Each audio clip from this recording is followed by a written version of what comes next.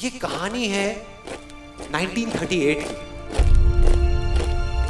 कैरली नाम के एक आदमी की, हंगेरियन आर्मी में, और वो उस कंट्री का बेस्ट पिस्टल शूटर था।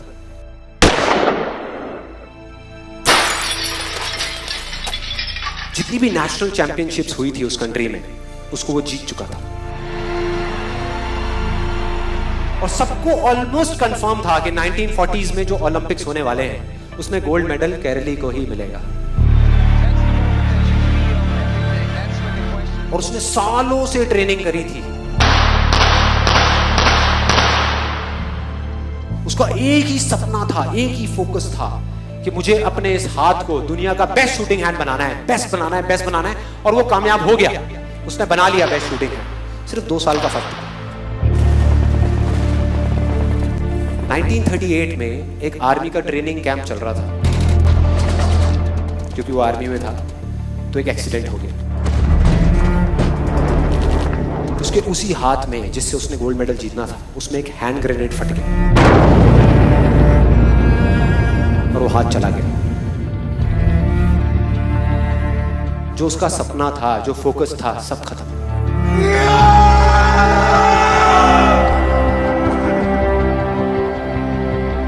उसके पास 2 रास्ते थे। एक तो ये कि वो बाकी की पूरी जिंदगी रोता रहे और कहीं जा करके छुप जाए,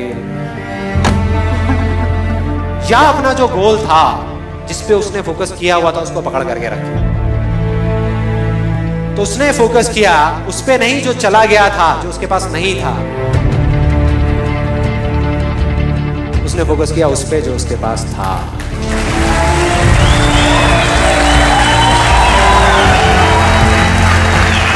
जो उसके पास था।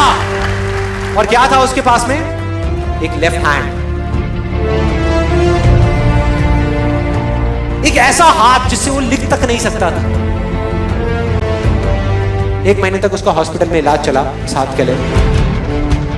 और सही 1 महीने बाद अपनी ट्रेनिंग शुरू कर दी इस हाथ की।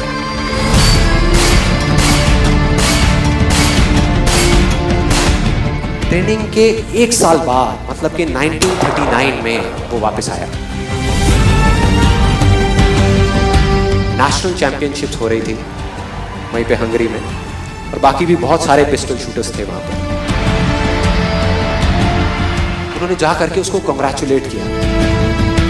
कहा कि यार देखो, ये होता है जज्बा, ये होती है स्पोर्ट्समैन स्पिरिट, कि इतना सब कुछ होने के बाद भी तुम यहां पर आए हो हमको देखने के लिए और हमारा हौसला बढ़ाने के लिए। किसी को नहीं पता था कि वो 1 साल से अपनी ट्रेनिंग कर रहा था लेफ्ट हैंड की। और उसने जवाब दिया, मैं यहां पर तुम्हारा हौसला बढ़ाने नहीं आया, तुम्हारे साथ कॉम्पीट करने आया हूं, तुमसे लड़ने आया हूं, तैयार हो जाओ। और कंपटीशन हुआ। बाकी सब वहां पर जितने भी लोग थे वो कॉम्पीट कर रहे थे अपने बेस्ट हैंड से। ये कॉम्पीट कर रहा था अपने ओनली हैंड से। ओनली हैंड से। कौन जीता? The man with the only hand, Kairali जीत गया। लेकिन वो यहां नहीं रुका। उसका गोल क्लियर था कि मुझे इस हाथ को इस कंट्री का नहीं, इस पूरी दुनिया का बेस्ट शूटिंग हैंड बनाना है। उसने अपना सारा फोकस उठा करके डाला 1940 पे, जब ओलंपिक्स होने वाले थे।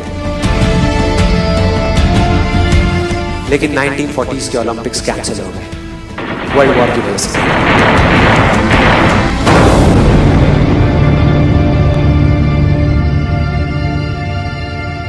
उसने अपना सारा फोकस उठा करके कहां डाल दिया? 1944 में जो ओलंपिक्स होने वाले थे उसके ऊपर। और 1944 में जो ओलंपिक्स होने वाले थे वो भी कैंसिल हो गए वर्ल्ड वॉर की वजह से। फिर से कैंसिल।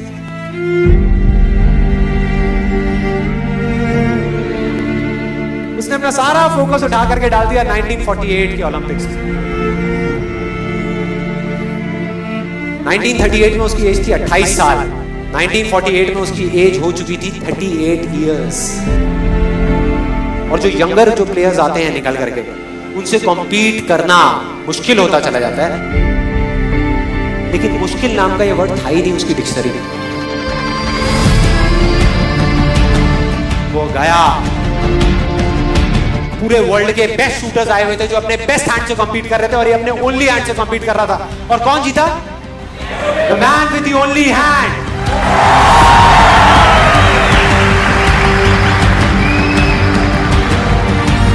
लेकिन वो तब भी नहीं रुका। 1952 ओलंपिक्स, दोबारा कॉम्पीट किया उसने, और इस बार गोल्ड मेडल कौन जीता? कैरल ली।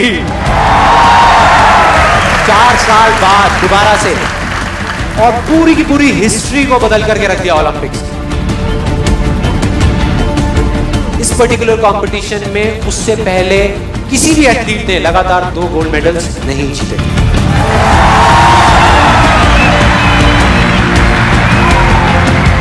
अब किसी भी लूजर के पास चले जाओ, उसके पास लिस्ट होगी बहानों की कि मैं इस वजह से फेल हुआ अपनी लाइफ में, इस वजह से मैं कुछ नहीं कर पाया। बहुत लंबी लिस्ट है। और दूसरी तरफ विनर के पास चले जाओ, उसके पास में 1000 वजह होगी वो ना करने की जो वो करना चाहता है, सिर्फ एक वजह होगी वो करने की जो वो करना चाहता है, और वो कर जाएगा।